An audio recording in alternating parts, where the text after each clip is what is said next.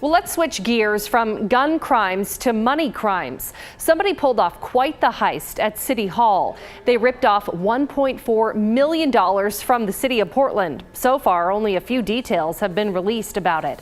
So let's bring in investigative reporter Kylie Boshi. And first, Kyle, this wasn't exactly Ocean's 11. Right, nothing that dramatic. It was a cyber breach. Basically, the city says a hacker got access to a Portland Housing Bureau email account, then diverted payment that was supposed to go to Central City Concern for costs related to a new low-income housing project. A lot of money was lost, though, $1.4 million.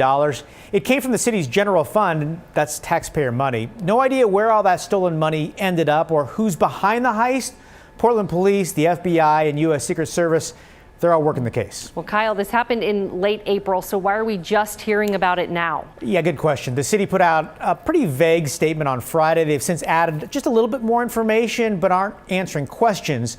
One thing I'd like to know, what's the extent of this breach? I mean, if they got access to one email, you've got to assume the hackers have access to many others, right?